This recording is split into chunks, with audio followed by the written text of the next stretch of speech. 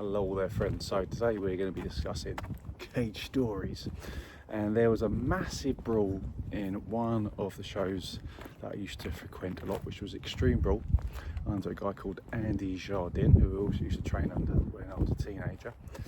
And they had a fight show every quarter, and one night there was two Lees, Lee Murray, who was famous for the massive UK heist of stealing, I think it was like £50 million, and a guy called Lee Remedios, who was a UFC fighter, fought Genke Sudo.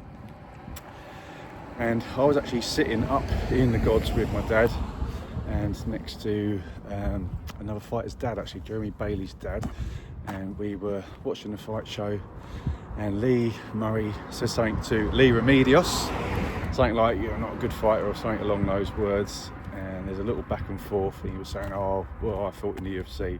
Next thing I know, Lee Murray's whacked him, and they've had a little tussle, and then the whole place started kicking off. There was a group of doormen that sort of were backing up Lee Remedios, because I think they were right by him, and Lee Murray and all of his lot were sort of on the other end. Fights were breaking out. And yeah, it was an interesting thing to witness, and it actually could have been a hell of a lot worse. It ended up just sort of being a bit more of a scuffle between the two of them, but it's one of them ones that just one more thing and the whole place could have gone up. The security definitely had their work cut out that night, because these doormen were absolutely massive, and obviously Lee Murray's lot were sort of quite real renowned gangsters, and very much up for a punch up and taking it as far as it needed to go. And Lee Remedios sort of had a little bit of a blackened eye and was a bit sort of roughed up, but yeah, I did feel a bit sorry for him really, because he was a bit more on his own.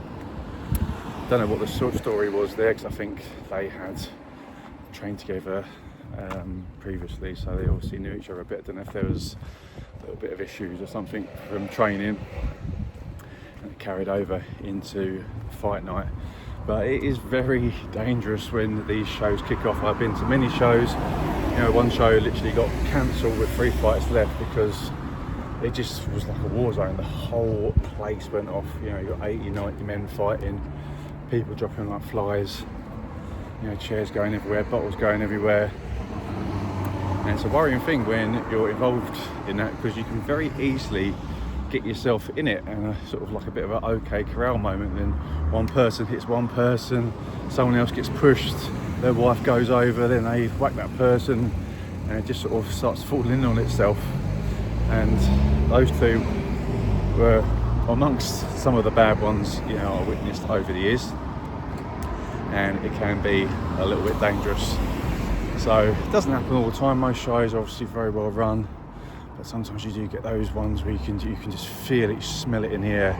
There's like just far too much testosterone kicking around, and you know, people are just looking for a bit of a tear up, especially when you got, you know, really drunk sort of 40-50 guys there, and one of their fighters loses and they're feeling pretty put out by that, and there's a massive crowd the other side.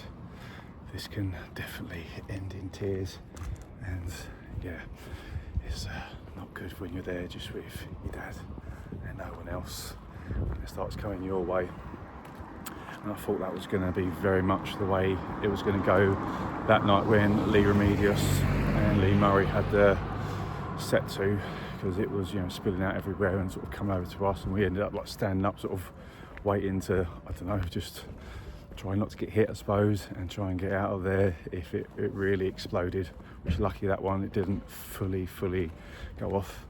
Not sure what the after ramifications were of that night, but I'm sure there were some, which I was not able to find out what exactly went on. But yeah, this is the dangers of going to cage fighting shows, and I think they're a lot better nowadays, but obviously back in the day there was a bit more of like a danger element and a bit of a gangster element, because people didn't really know what all that was about. You know, it was very, the Underworld were very much involved, lots of gangsters were fighting on the shows and in the shows. Dave Courtney, like a famous London gangster, was always at, you know, the Extreme Brawl shows, and you know, all of his sort of crew. So there was definitely very much an underworld element in early UK cage fighting, and it was only actually allowed in one part of the country. It was banned everywhere apart from in Milton Keynes. This guy called Lee Hasdale was putting on shows there, and yeah, it was some of those shows were crazy dangerous. You had to be 18 as well to attend these shows, which seems a bit mad now, really, because you sort of, it's like a sporting event. You get people going to the UFC, they bring their little kids with them. But yeah, it was very much a different vibe back then, and now it's considered to be more of a sport.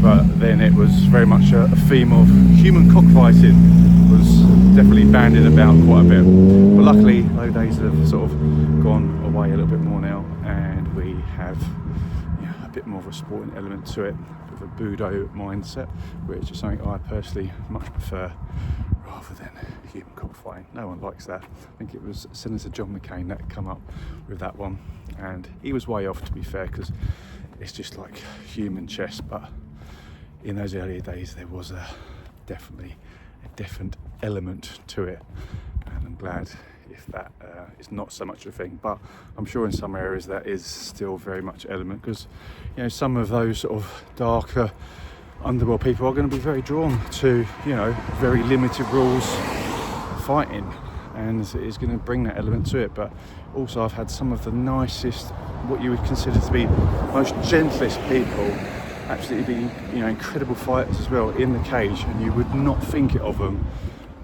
if you sort of spoke to them day to day. One of my first kickboxing coaches, Gary Turner, one of the nicest guys you could ever meet, and you know, you would not think he's a professional fighter just speaking to him. But then when he got in there, he was an absolute animal, and you know, could really turn into something very different. But it was very much more of a sporting thing for him, and you know, great role model to have.